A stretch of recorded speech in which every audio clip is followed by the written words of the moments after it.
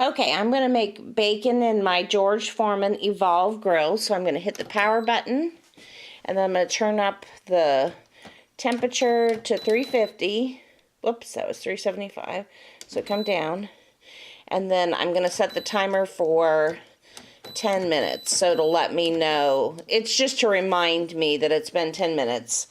When I first opened it last night, I just was playing around with it. It looked like it takes about 10 minutes to get to the temperature you need. When it stops flashing, that's when you know it's preheated. Okay, so it comfortably fit 4 pieces of bacon. So I'm going to close the lid, and then I'm going to set it for 5 minutes, the timer. Oh, that was down. Okay, here we are after 5 minutes. I think I'm going to turn up the heat to 375. I think it should be cooking faster. Okay, if you like your bacon crispy, 400 degrees is the way to go. You can cook it. We are having some snowy weather, so what a better time to cook. I'm like, I'm going to make some stuff in my new Foreman grill and film it.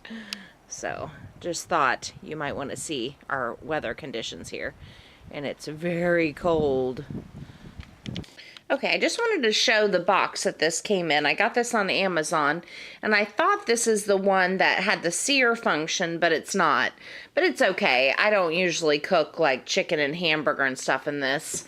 But I wanted to show that it comes with these 4 plates. So it comes with the regular grill plates, and then it comes with a deep dish plate and a muffin plate. So I'm going to cook some stuff in here today and show you what I think of it. Here's the side view of the box. Dishwasher safe removable pans. And I also ordered the waffle plates to go in this too. Thought we would try that out. This is the other side of the box, and it shows like they made some type of a casserole in there with that plate. On this side of the box is some good information. Digital timer, temperature control, dishwasher safe grease tray, extra high adjustable cooking hinge. So if you have different thicknesses of like sandwiches or meat, it'll adjust to accommodate it. And then adjustable cooking angle. So if you need it to be flat, if you're doing like the deep dish pans, then you can, or you can turn it the other way, so you'll have a tilt if you need to drain anything off of what you're cooking. One of the things I like about this compared to like a basic George Foreman grill is this plate right here. Like, I have my hand completely on here. I'm able to open it. Whoops, except I dropped it. Okay, hold on to it. And it doesn't get hot. And then right here on the lid, there's like some quick, what do you call these? It's like a cheat sheet to make things. Okay, so these are my, this is my deep dish plate, and this is the muffin tin. And these just exchange out with these. So these handles, just reach in here, pull out these lever, and they come right out. The deep dish plate just hooks in like that. And then you just set your muffin tin down in there if you want to make muffins. Okay, so I have the Foreman grill set up for the bake feature. So it has the baking pan in it. I have these pull-apart cookies that you buy. I have them just in a pan, so they're frozen. You're supposed to cook them at 350 in the oven for anywhere from 10 to 13 minutes. So I'm going to plug my grill in.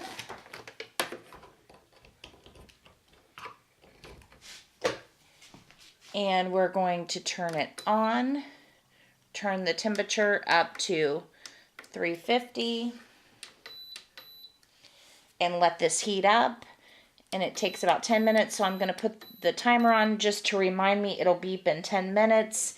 And then I'll come back and check it, and then we'll see how these turn out. So this video is kind of like my first impressions of this Foreman grill, like can it bake, different kinds of things. I'm not doing anything crazy, amazing, just regular, everyday things with my honest opinion. Okay, so it took exactly 8 minutes for this thing to heat up. So we are going to open it. And there's definitely heat coming off of here.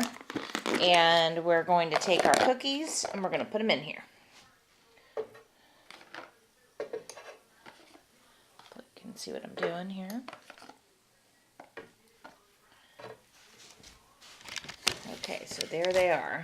We're going to close the lid down. And we're going to set the timer for 11 minutes. Now remember, it won't shut off at that point. It just lets you know. So we'll come back in 11 minutes and see what it looks like. My cookies are still baking, but I want to show you guys this parchment paper pop-ups I bought for in my drawer. These are so convenient. I really like these things, so I'm going to get out a piece of parchment paper, which I probably could have put that in there to cook the cookies with, but I just will have that ready to set those cookies on to cool when they come out. They have 7 minutes left. I'd open it to check on them, but I want to keep it hot in there. Okay, our timer just went off. We're going to check on our cookies. Oh wow, they really puffed up. They look really good, but I don't think they're done. I'm almost positive they're not done. Let's see if we can zoom in a little. And we'll check them. Check the bottom. Oh yeah, they're not done. They're not anywhere near done. Okay, so let's give them another 5 minutes. Okay, so let's check on our cookies. I think it's been about a total of 20 minutes. Zoom in here. And they look done to me. They're always a little bit soft when you take them out, and then once they cool, then they harden up. So let's take them out here.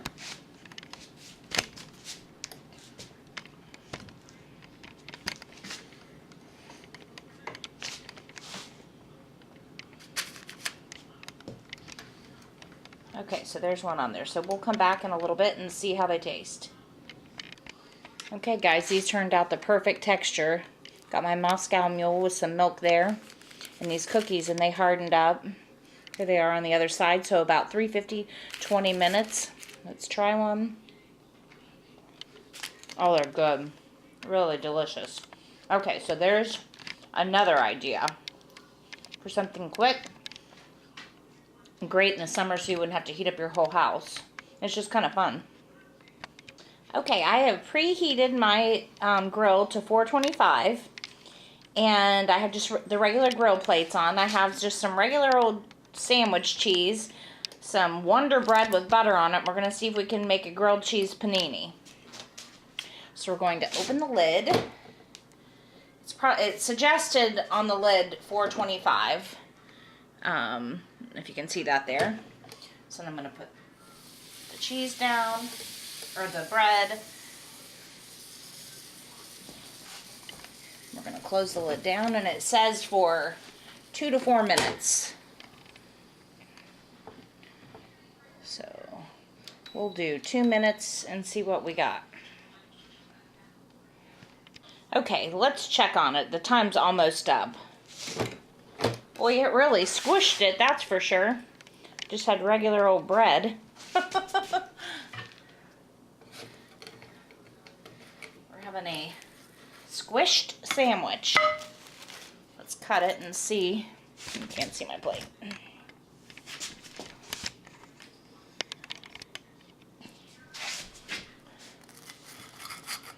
That was the quickest grilled cheese I've ever made.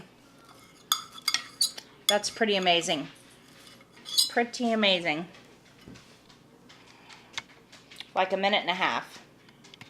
Okay, we're going to make another one, but this time we're going to use Swiss cheese.